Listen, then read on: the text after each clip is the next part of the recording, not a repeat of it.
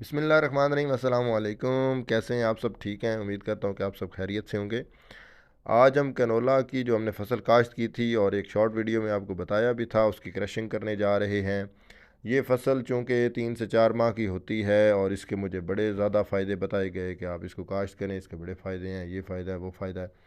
तो एक तो इसमें बात ज़रूर करना चाहूँगा कि जो कि पाकिस्तान में जितनी भी फसलें हैं, जब वो तैयार हो जाती हैं तो उनके रेट्स जो हैं वो बड़े नाजुक मोड़ पे पहुंच जाते हैं। अभी हमने रिसेंटली किन्नू की फसल जो है वो उठाई है, तो उसमें इतना ज़्यादा लॉस हुआ है, किन्नू जो है बिक भी नहीं रहा था। तो ये चूँकि तैयार हो चुकी थी और इसका कैनोला का मैंने जो है वो ठेका दिया, 1.5 एकड़ पे मैंने काश्त की थी बाग के अंदर। और इसकी ठेका दिया तो इसकी कटाई करवाई। कटाई करवाने के बाद हम गए, हम तो एक दोस्त हैं, उनके ट्रैक्टर और थ्रेशर वो निकाला।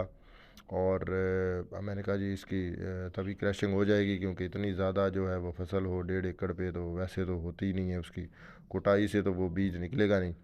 इसका जो फ़ायदा एक तो ये था कि जी कनोला जो है उसका ऑयल बहुत ज़बरदस्त है, क्योंकि इसका ऑयल जो है वो खाने में बहुत ज़बरदस्त है। आजकल आपको पता ही है कि जितने भी ऑयल हैं मार्केट में चल रहे हैं कुकिंग ऑयल, उनकी क्वालिटी कितनी लो है।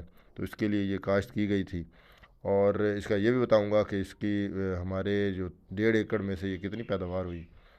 हम लेके मशीन पहुंच गए अपने जी फसल के अंदर, और इसमें चूंकि ये पुराने मॉडल की मशीन थी, इसके नीचे हमें चादर लगानी पड़ी, क्योंकि इसने जो है वो अपनी जगह से जो है कनोला निकलना ही नहीं था। ये छानने के अंदर नीचे से ही जो बारीक दाना था तो इसने नीचे बह गया, और इसलिए हमने नीचे चादर बिछाई। और मैंने पहले ही कह दिया था उनको, मज़दूरों को, कि आपने 1/2 एकड़ जो है वो इकट्ठी करके रख लेनी है, ताकि आपके लिए आसानी हो कि बाद में आप जो दूसरी है वो उसको इकट्ठा कर सकें।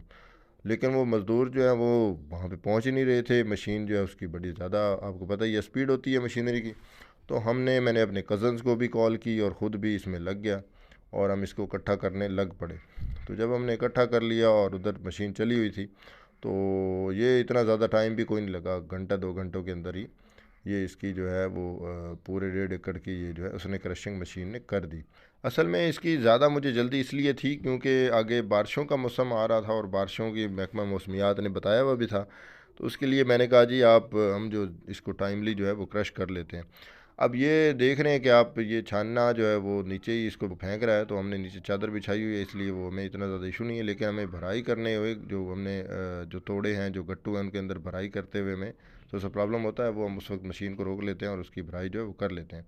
अब ये तकरीबन सारी जो है वो कनोला वो क्रश हो चुकी है, और मशीन बिल्कुल एंड के ऊपर पहुंच चुकी है। इसका एक और भी मैं फ़ायदा ज़रूर बताना चाहूँगा कि जो जिन लोगों ने जानवर रखे हुए होते हैं, उनके लिए चूँकि आजकल जो है वो तूड़ी जो है वो शॉर्ट हो जाती है और गंदम की फसल भी तैयार नहीं होती, तो आजकल इसका जो है वो तूड़ी बन जाती है, और वो अपना जो 10-12 दिन का जो गैप है वो उसको अच्छे तरीके से हैंडल कर लेते हैं। तीसरा इसका जी फ़ायदा है कि जो इसके तने हैं आप उनको काट के अपने घर में लकड़ी जलाने के काम ला सकते हैं।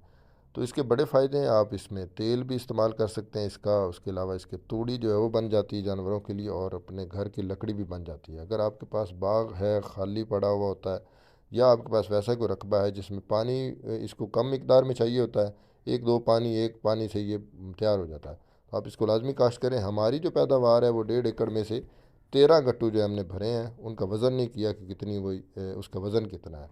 तो उम्मीद करते हैं कि आज की वीडियो आपको पसंद आएगी। अगर हमारी वीडियो अच्छी लगे तो हमारे चैनल को सब्सक्राइब करें और बेल आइकन दबाएं, ताकि आने वाली मज़ीद अच्छी वीडियोस आप देख सकें। बहुत शुक्रिया। अस्सलाम वालेकुम। पाकिस्तान जिंदाबाद।